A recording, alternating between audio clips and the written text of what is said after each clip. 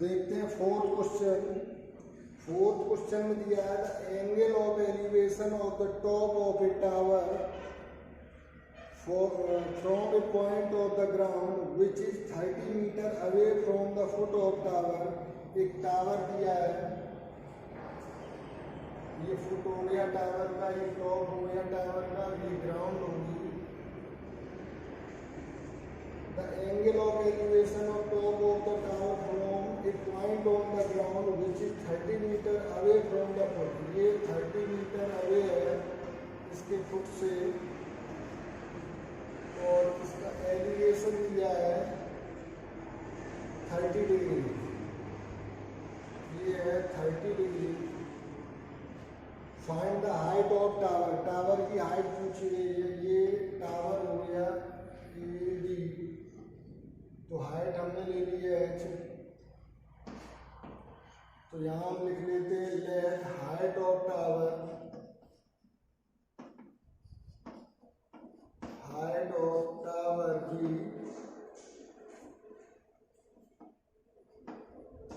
h। ये हमने h ले ली। अब देखो हमें लेना है एल्टीट्यूड या परपेंडिकुलर और बेस। परपेंडिकुलर और बेस होता है टेन और कोट में, तो हम लेते हैं an right angle triangle ABC। An right angle triangle, यहाँ पर हम राइट एंगल बोले या न बोले, सारे केस राइट एंगल ट्राइंगल के ही होंगे। इन राइट एंगल ट्राइंगल ABC, यानी कि ट्राइंगल बोले तो राइट एंगल ट्राइंगल, तो in right angle triangle ABC हमें लेना है 10। तो 10 30 equal to perpendicular upon base होता है यानी h अपॉन 30। 10 30 की वैल्यू होती है √3 equal to h upon 30। h equal to cross multiplication करेंगे 30 अपॉन √3, तो √3 से ये जाएगा 10 √3 टाइम। तो हाइट ऑफ टावर आ गई, hence height of tower equal to 10 √3 metre. तो यहाँ ट्रिग्नोमेट्रिक रेशियो का यूज करके हम हाइट या डिस्टेंस आसानी से फाइंड करते हुए देख रहे हो आप। तो यही एप्लीकेशन है ट्रिग्नोमेट्री का कि हाइट और डिस्टेंस जो हमारे लिए मेजर करना आसान नहीं होता, उन्हें हम यहाँ आसानी से फाइंड कर लेते हैं।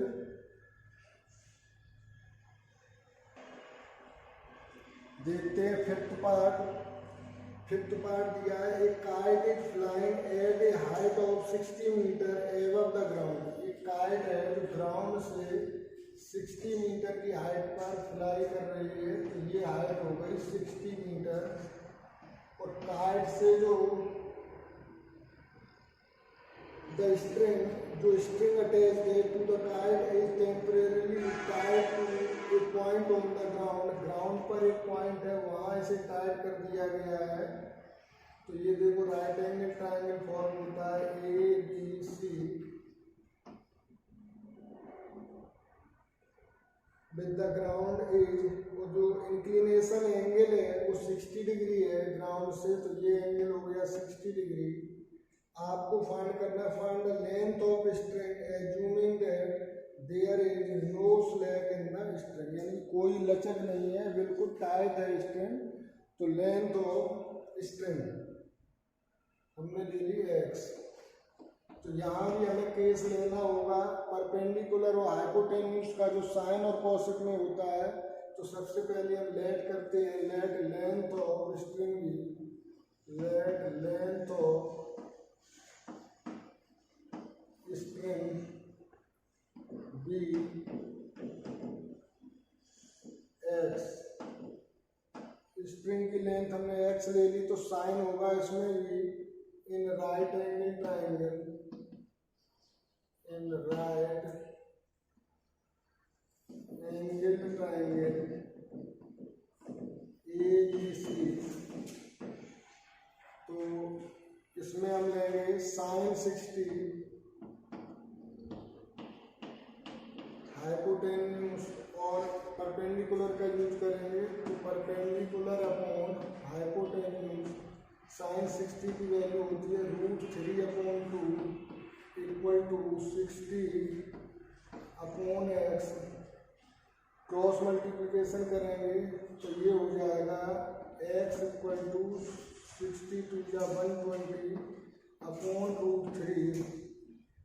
अगर रेशनलाइजेशन करना चाहते तो √3 का मल्टीप्लिकेशन करना होगा दोनों में, न्यूमरेटर और डिनोमिनेटर में, तो ये आपको मिलेगा 120√3 अपॉन 3 से 40 टाइम कैंसिल होंगे तो x इक्वल टू आ गया 40√3 मीटर। तो लिख सकते हो आप length of string equal to 40√3 metre. Noted.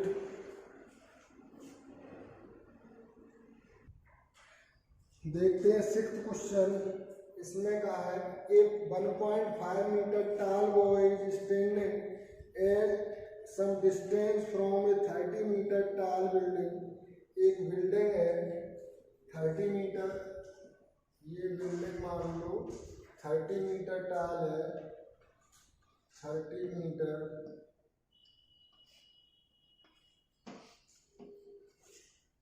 A 1.5 meter tall boy is standing some distance from a 30 meter, कुछ डिस्टेंस पर ये बॉय खड़ा हुआ है। 1.5 मीटर हाइट है इसकी, 1.5 मीटर।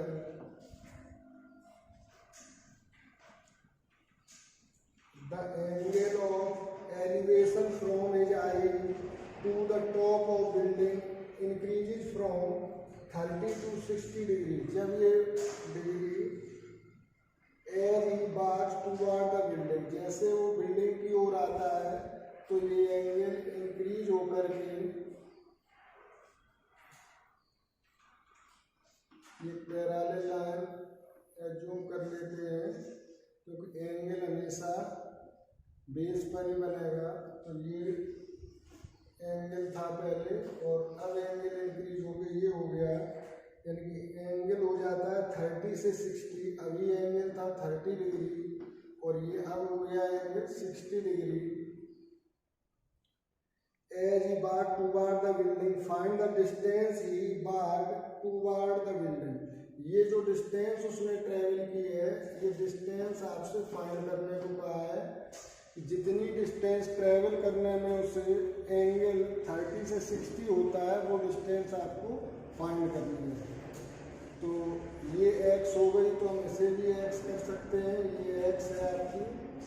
अब हम यहाँ पर ले लेते हैं A, B, C और ये आपका D। तो अगर हम इस हाइट को देखें तो AD इक्वल टू हो जाएगी, हमने इसे ले लिया C के बाद ABCD, हमने E से ले लिया और F से ले लिया, ये भी हमारी 1.5 हो जाएगी। तो AD इक्वल टू हो गई 30 माइनस 1.5, यानी कि ये आ जाएगी 28.5 मीटर। अब हमें जो फाइंड करना है वो x फाइंड करना है, तो इसको हम y ले सकते, ये हमने ले ली y। हम लेते हैं ट्राइंगल, हमारे दो फॉर्म होते हैं, एक तो राइट एंगल ट्राइंगल DAB है, दूसरा राइट एंगल ट्राइंगल DAC है। तो हम पहले लेते हैं इन राइट एंगल ट्राइंगल DAB, इन राइट एंगल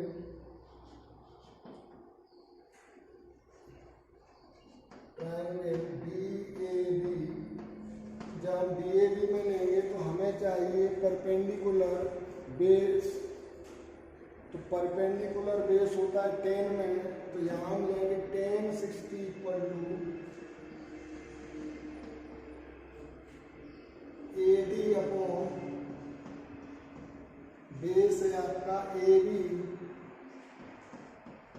तो यहाँ हम लिख सकते हैं √3 = AD है हमारा 28.5 अपॉन AB हमने लिया है 22, ये हो गया 22, तो यहाँ से आ जाएगा और y =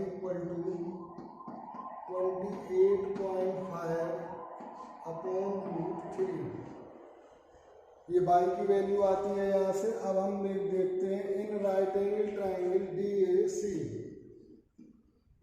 इन right angle triangle, right angle triangle DAC, जब राइट एंगल ट्राइंगल DAC में देखते हैं तो यहाँ भी हमें एल्टीट्यूड और बेस लेना है। लेते हैं हम राइट एंगल ट्राइंगल DAC में, तो इसमें होगा tan 30 =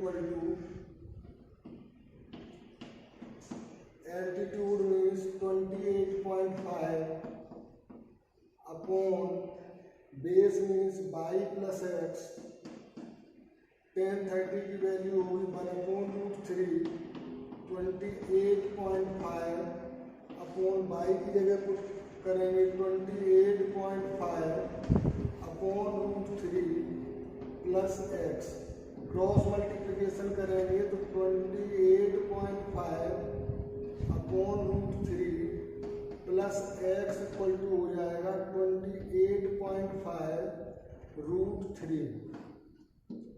x की वैल्यू फाइंड करनी है तो इसको माइनस करना होगा राइट साइड में, तो 28.5 √3 माइनस 28.5 अपॉन √3, LCM ले सकते हैं, 1 आएगा, सॉरी √3 आया है LCM, तो 1 से √3 टाइम जाएगा, ये हो जाएगा 28.5 × 3 माइनस ये हुआ 28.5।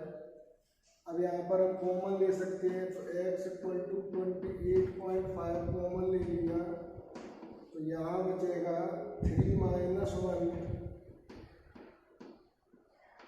अपॉन √3,